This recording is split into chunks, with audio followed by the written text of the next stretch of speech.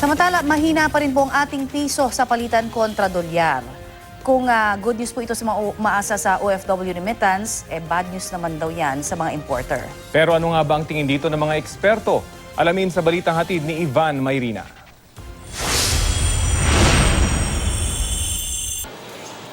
Maganda ang ngiti ni Villadares matapos magpapalit ng perang padala ng anak na OFW. Ang palitan kasi ng dolyar sa money exchange shop na ito, 50-50. Nagsara ang palitan to 50.395 kontra dolyar. Dagdag din yun sa mga pangangailangan, mga pambayad ng bahay, ng tubig, ng ilaw.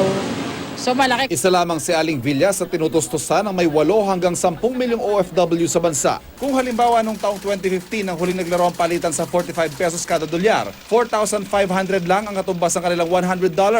Sa palitan ngayon, ang $100 nila mahigit 5,000 pesos na. Ang nire-remit sa ating pera ng OFW sa pamilya nila sa Pilipinas, nasa $24 billion a year. So in short, i-multiply mo sa 5 piso yung $24 billion na yon, no? Na mga, so 120 billion pesos. Yun ang pumapasok sa ekonomiya natin. Pumapasok sa pagpapaaral ng mga pamilya ng OFW. Pumapasok sa pagbili ng mga bahay, low-cost housing, na siya nagpapasigla sa ating ekonomiya.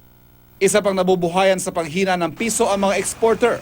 Ang mas mahinang piso, mas mababang presyo sa ating mga produkto. Kung mas mura yung pinitinda mo kaysa sa yung iba, siyempre mas maraming bibili sa'yo. Kung may umaaray sa paghina ng piso, isa rito ang mga importer o mga umaangkat na mga produkto o raw materials. Mas mahal kasi ang bili nila sa parehong produkto. Isa pang pinangangambahang magmahal, ang presyo ng mga produktong petrolyo na karaniwang nagiging sanhi naman ng pagtaas ang presyo ng mga bilihin. Pero dapat nga ba nating ikabahala ito? If the price of oil were very high, I'd be worried. But the price of oil is very low. So tataas ang presyo ng oil. So what? Yung ating inflation basket, maliit na porsyento lang doon yung fuel. Ang inanunsyong pagtaas ng interest rates ng pamahalaan ng Amerika ang isa sa mga tinitingnan dahilan ng paglakas ng dolyar at paghina ng ibang mga foreign currency. Pero sa ngayon, naniniwala ang mga eksperto na hindi pa ito nakakabahala at dapat pangaraw samantalahin para maitulak ang ating mga produktong ini-export at mapalakas din ang ating turismo. Ivan Mayrina, GMA News.